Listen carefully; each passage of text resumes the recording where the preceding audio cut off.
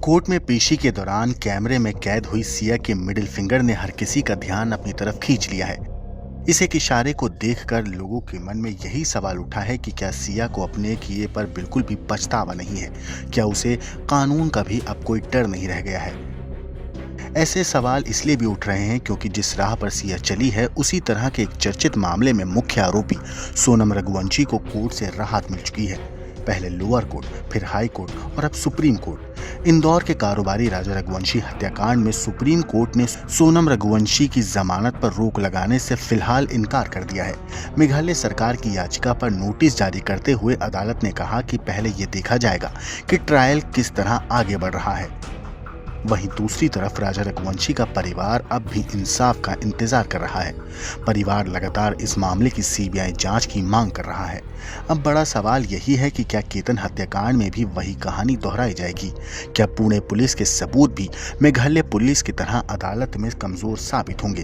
क्योंकि अब तक सामने आए कई पहलुओं को देखकर दोनों मामलों में काफी समानताएं नजर आ रही हैं। इसी बीच हमारे संवाददाता भी उस जगह पर पहुंचे जहां पुलिस ने केतन की हत्या के बाद पूरे क्राइम सीन को दोबारा से तैयार किया था। जांच के दौरान केतन के पुतले को उसी खाई में फेंककर घटनाक्रम को समझने की कोशिश की गई जहां असल वारदात को अंजाम दिया गया था। उधर जांच में अब एक नए शख्स की एंट्री भी हुई है। कहा जा रहा है कि ये युवक चेतन चौधरी का क्लासमेट है और एक IT कंपनी में काम करता है। मीडिया रिपोर्ट्स के मुताबिक सिया और चेतन ने उसे पहले ही अपनी साजिश के बारे में बताया था। इतना ही नहीं, उसे भी लोहागढ़ किले चलने के लिए कहा गया था, लेकिन वो आखिरी समय पर नहीं गया।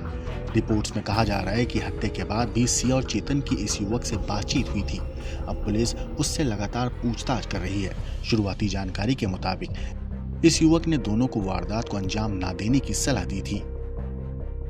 हमको न्याय अभी तक मिला नहीं, तो मतलब इसमें इतनी ढील पोल क्यों चल रही है?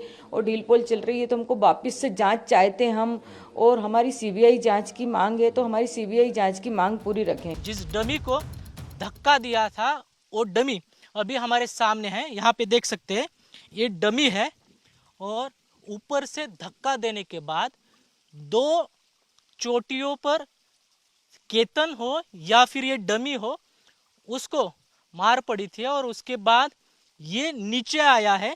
आप यहाँ पर देख सकते हैं कि इस डमी की क्या अवस्था हुई है, और उसी तरह मतलब आप सोच लीजिए केतन अग्रवाल की क्या हालत हुई होगी। ब्यूरो रिपोर्ट, क्राइम तक।